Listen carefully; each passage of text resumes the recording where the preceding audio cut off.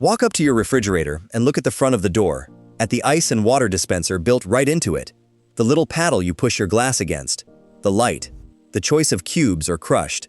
That feature is probably the single thing you paid the most extra for when you bought the fridge. And here is what the salesman did not tell you. It is also the single part most likely to fail, and the leading reason refrigerators end up needing a repair. That old fridge still running in your garage or your grandmother's basement never had one of these at all, and that is a bigger part of why it is still running than you might think. Tonight I want to show you what is actually hiding inside that door, and why the fanciest feature on your refrigerator is the one engineered to break first. Let me start by taking that dispenser apart in your mind, because most people have no idea how much machinery is crammed into that door. To make ice and pour water on demand, right there in the front of the box, the engineers had to add a whole cluster of new parts, and every one of them is a new thing that can fail. There is a water line running all the way up into the door, and a water valve to control it. There is an ice mold with its own small heater, because the only way to release the cubes is to warm the mold just enough to loosen them. There is a motor and an auger to push the ice forward, and a flap door with its own little heater to keep the chute from freezing shut. There are sensors, a control board for the dispenser, and the switches behind that paddle. Count it up.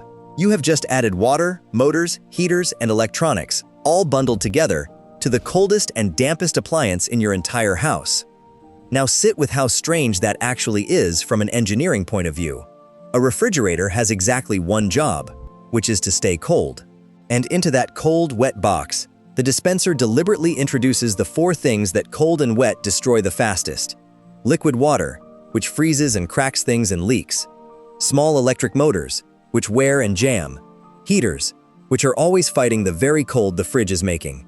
And electronics, sitting in the damp. You could hardly design a more failure-prone little system if you tried, and then they mounted it in the one place in the kitchen, guaranteed to work against it. So think about the ways it actually breaks, because owners see all of them.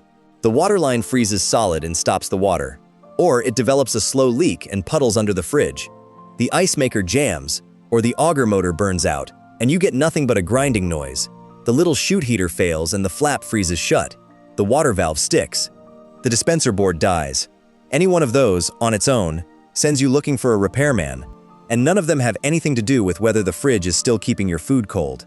The cold part of the machine can be perfectly healthy, while the door feature is a mess. If you have ever fought with an ice maker that leaked, jammed, or quit while the rest of the fridge ran fine, then subscribe to Still Running, because pointing out exactly which fancy part is dragging down an otherwise good machine is precisely what we do here. Now let me connect this to the bigger pattern, because it is not just about ice. Refrigerators have gotten more and more complicated over the years. Indoor dispensers, dual ice makers, touch screens, cameras inside, phone connectivity. And across those same years, the average lifespan of a refrigerator has drifted down, not up, compared to the plain, simple boxes of decades past. That is not a coincidence, and it is not bad luck. It is the same trade we keep running into with every appliance. Every feature they add is another part, and every part is another thing that can fail. The dispenser is just the clearest, most visible example, because it is bolted right to the front of the door where you use it every day, so you notice the moment it breaks. And let me add a few of the specific ways this bites people, because they are worth knowing. The water that feeds the dispenser runs through a filter, and when people forget to change that filter, it clogs, the flow drops, and the strain can take out the valve. The thin fill tube that drips water into the ice mold is a favorite freeze point, and once it plugs solid with ice, the ice maker simply stops. And the leaks are the ones that do the real damage, because a slow drip from a cracked line or a stuck valve does not announce itself. It runs down the back, pools under the fridge, and quietly warps the flooring for months before anyone notices. A repair on the dispenser is merely annoying. The water damage it can cause is the part that actually costs you. Here is the rehook, the thing to carry with you. The plainest refrigerator on the showroom floor, the cheap one with a solid freezer door and no dispenser, no screen, no water line, is very often the one that will quietly outlast every fancier model around it. Not because it is better built, though sometimes it is, but because it simply has far fewer things that can go wrong. There is no water line to freeze, no auger to jam, no chute heater to fail, because none of that was ever added. Simplicity is not a downgrade. On a refrigerator, simplicity is the feature that actually lasts. There is even a hidden running cost to all of this. Remember those little heaters, the one that warms the mold to loosen the cubes, and the one that keeps the chute from freezing shut? They switch on inside a box whose entire purpose is to stay cold, which means the fridge is heating and cooling the same small space in a constant tug of war, and the compressor has to work a little harder to win it. So a dispenser does not just add parts that break.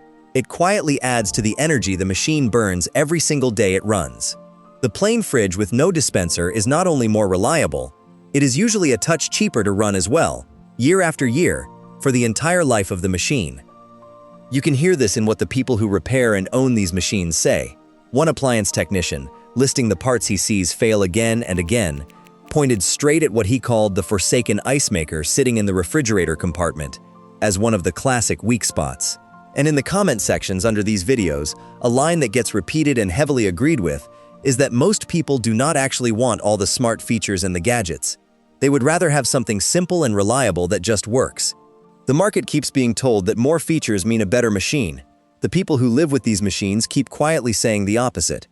And the dispenser is really just the most obvious case of a much bigger habit.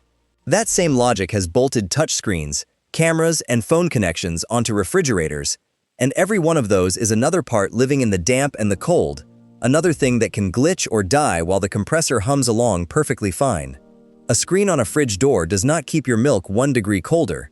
It just hands the machine one more way to need a technician.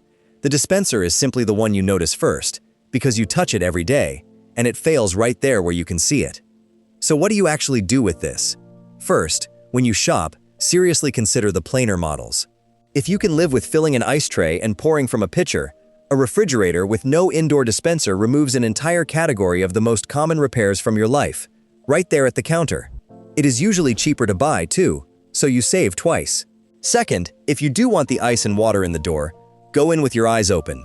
Know that you are buying the most failure-prone part on the machine, budget for the fact that it may need service, and do not be shocked when it does. Third, if you already own one, a few habits help. Change the water filter on schedule so the valve and lines do not clog, and if the ice maker starts acting up, get it looked at before a small leak turns into a puddle that warps your floor. And here is the honest middle ground, because I am not going to pretend that nobody should ever want ice in the door. If you host a lot, or someone in the house has trouble lifting a heavy pitcher, that convenience can be worth real money to you, and that is a perfectly fair call to make. The point is to make it on purpose. Buy the feature knowing it is the weak link, keep up with the water filter, and do not treat the eventual repair as a betrayal.